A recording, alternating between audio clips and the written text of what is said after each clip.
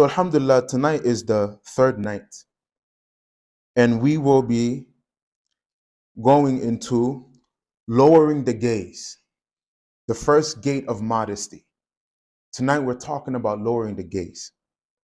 So one look is all you need to plant a thought in the head. And then that thought becomes a craving. Then the craving becomes a decision. And then the decision becomes something that you regret for the rest of your life. And it all started with what? The eyes. So tonight we want to define, understand, and set some goals when it comes to Ghaddul Basar, lowering your gaze. Lowering your gaze is one of the most practical doors of haya because it deals with something that we face every day, whether it's on the streets, whether it's at work, whether it's at school, or whether it's on our phones. This is the first step to descent into sin when we don't control our gaze. Lowering your gaze does not mean you walk around paranoid. You walk around like this, like a robot, because I don't want to look up and see something I'm not supposed to see.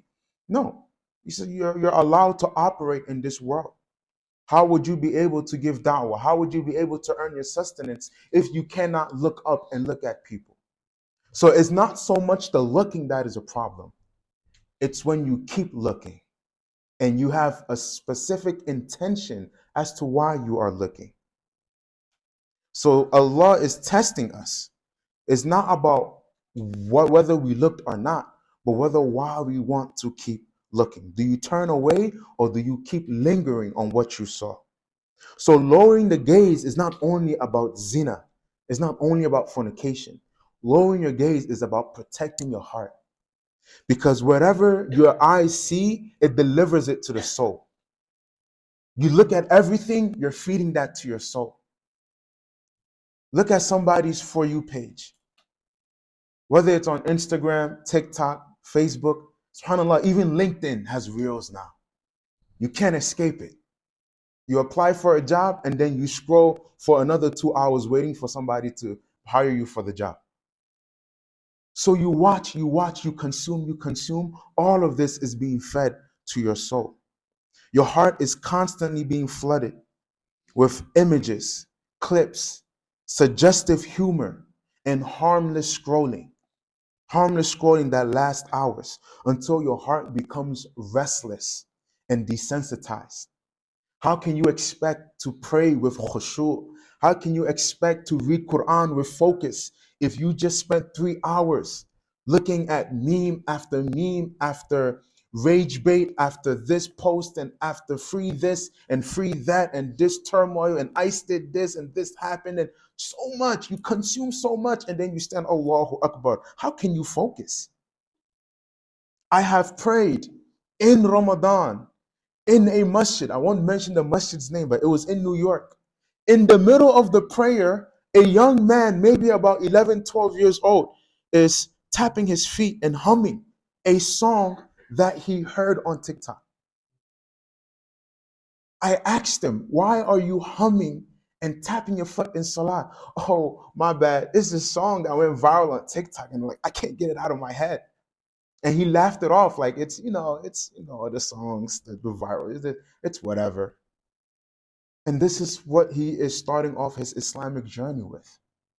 So I'm saying all of this to say, what do we consume with our eyes? Lowering your gaze is not just, oh, I see a sister or brother I'm not supposed to look at, then I look away. It's about controlling what you are delivering to your heart, to your soul.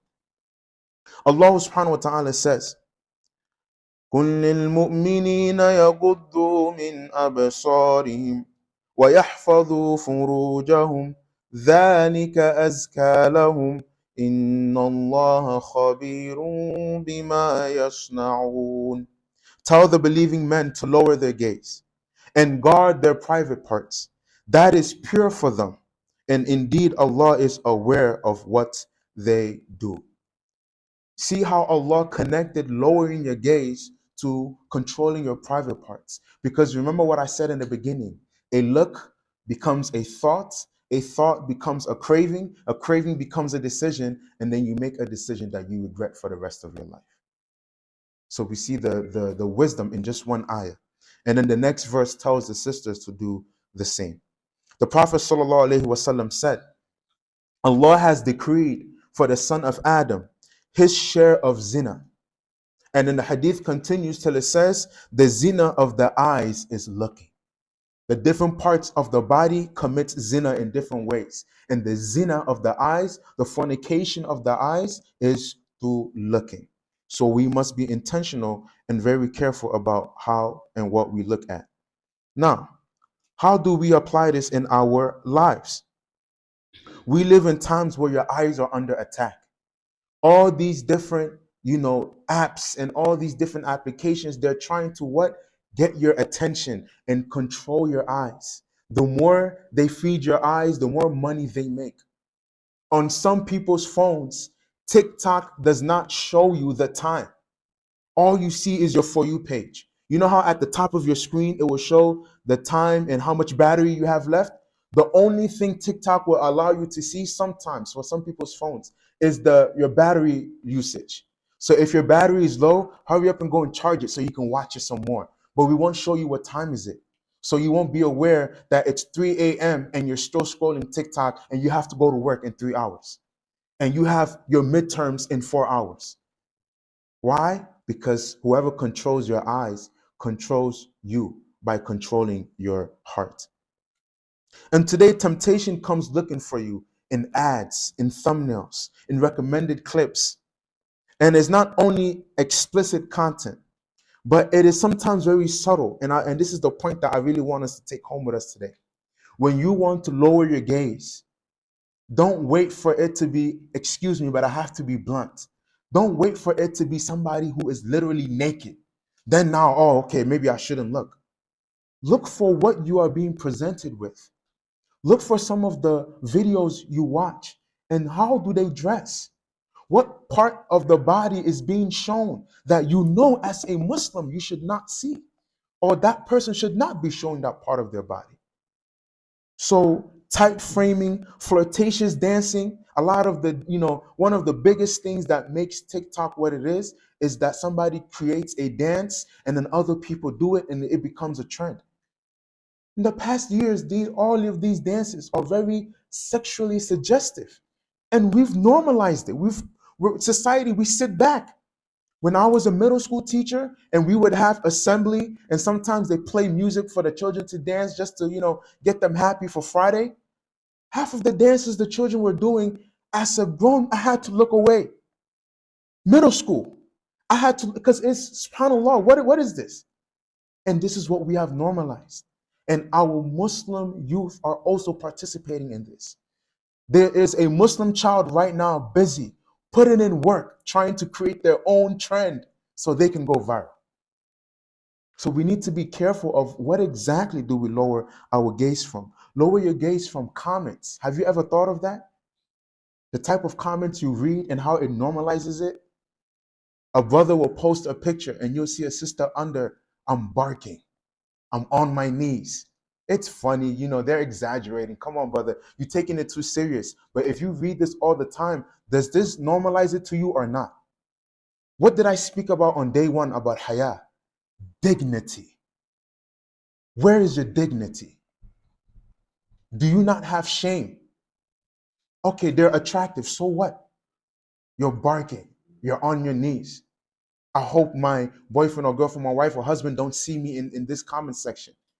Again, these are jokes and people are exaggerating, but you do it so much until the thought becomes a craving, then the craving becomes a decision, and the decision becomes something you regret for the rest of your life.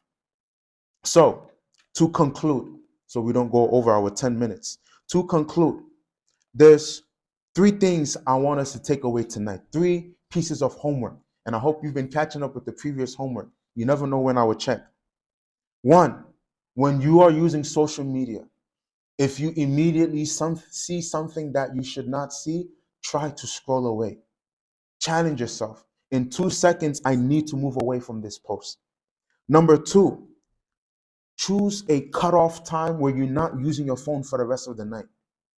We should not be going to bed and the last thing you did was look at your phone. If you can put 30 minutes, an hour between the time you last looked at your phone to the time you go to sleep, that would be good. No, brother, I need to use it for alarm. How many of us went to go set an alarm? Then somebody messaged you on WhatsApp. Then when you was replying to that message, somebody else sent you a video.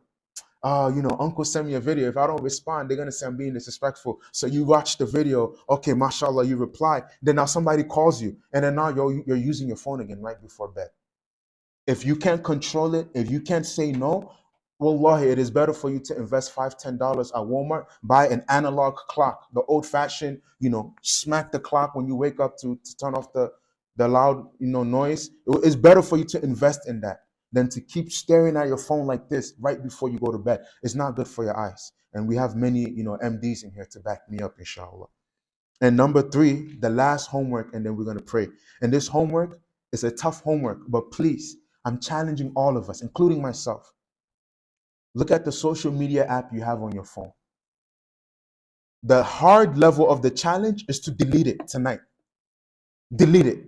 If you know you have TikTok on your phone and you watch a lot of TikTok, I challenge you to delete it. For just the rest of Ramadan, if you want to download it back after Ramadan, go ahead. Delete it for the rest of Ramadan. Why? I want you to feel the difference. What is life like without me being obsessed to this app compared to when I am? Okay, brother, you're asking for too much. I need this. It is like the water I breathe. I can't delete it tonight. No problem. Use it less for the next 10 days. Then for the next 10 days, the middle 10 days of Ramadan, use it even less. And then for the last 10 days, when you need to focus on your Ramadan and end Ramadan with a bang, delete the app. After Ramadan, download it and watch all the, kais and not being interrupted that you want to watch. May Allah make it easy for us. May Allah purify our eyes. May Allah make what we look at pleasing to Him. And may Allah turn us away from what angers Him. And may Allah grant us sweetness in worship and contentment in halal and save us from the traps of shaitan, whether open or hidden. Ameen. Wa jazakumullah khair. Wassalamu alaikum wa rahmatullahi wa barakatuh.